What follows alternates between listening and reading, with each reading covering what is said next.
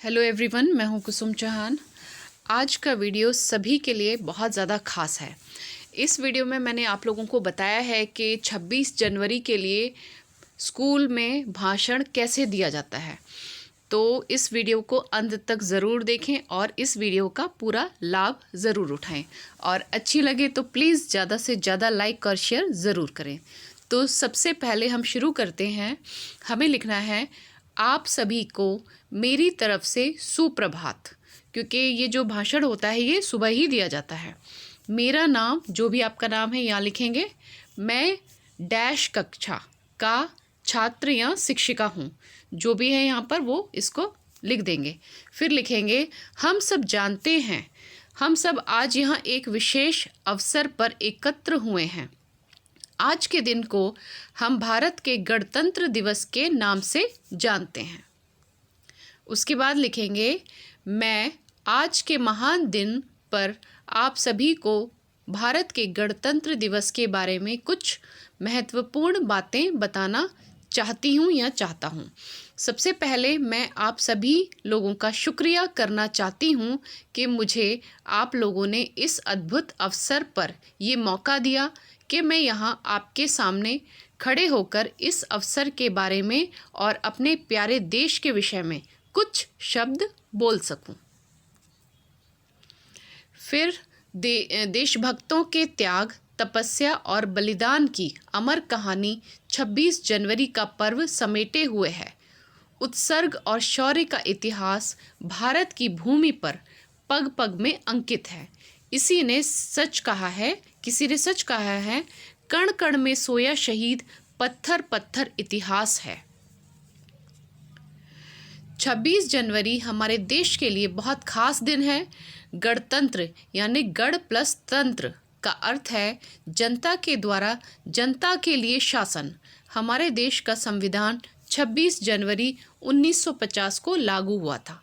26 जनवरी 1950 को हमारे देश भारत एक गणतंत्र देश बन गया था। इस दिन की सबसे अच्छी बात यह है कि सभी जाति एवं वर्ग के लोग इसको एक साथ मिलकर मनाते हैं। आप सभी को पता होगा कि रिपब्लिक या गणतंत्र का मतलब क्या होता है। अपने राजनीतिक नेताओं को चुनने का अधिकार देश में लोगों के ऊपर होता है। भारत के महान स्वतंत्रता सेनानियों ने कड़ी मेहनत और संघर्ष करके ही भारत को पूर्ण स्वराज दिलाया है। उन्होंने हमारे लिए बहुत कुछ किया है। उसका ही नतीजा है कि आज हम अपने देश भारत में आराम से रह रहे हैं। भारत देश के कुछ महान भारतीय स्वतंत्रता सेनानी नेताओं ने, इन महान नेताओं का नाम है जैसे महात्मा गांधी, भगत सिंह, चंद्रशेखर आज़ाद, लाला लाजपत राय, सरदार वल्लभ भाई पटेल, लाल बहादुर शास्त्री। इन स्वतंत्रता सेनानियों ने हमारे भारत देश को आज़ाद कराने के लिए अपनी जान भी न्यौछावर कर दी थी। और उनके इन महान कामों के लिए ही आज भी उनका नाम भारत के इतिहास में लिखा है। न ही सिर्फ लिखा बल्कि आज भी देश का बच्चा बच्चा उनको याद करता है और उनके तरह बनना चाहता है।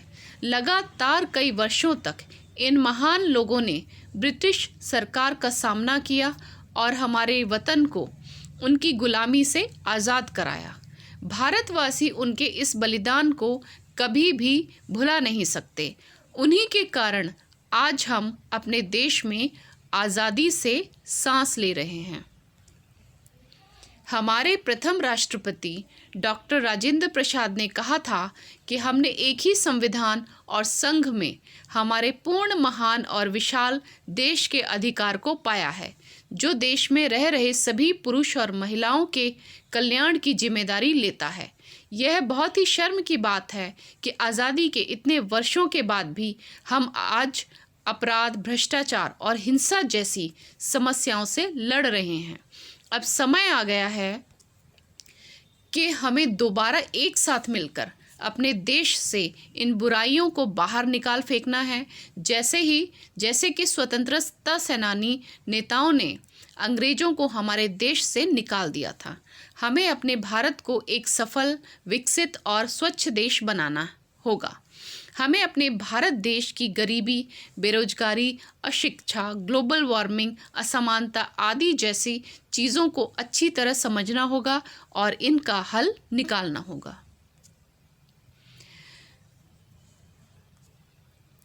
आओ करें प्रतिज्ञा हम सब इस पावन गणतंत्र दिवस पर। हम सब बापू के आदर्शों को अपनाएंगे, नया समाज बनाएंगे। भारत माँ के वीर सपूतों के बलिदान को हम व्यर्थ न जाने देंगे। जाति धर्म के भेदभाव से ऊपर उठकर नया समाज बनाएंगे।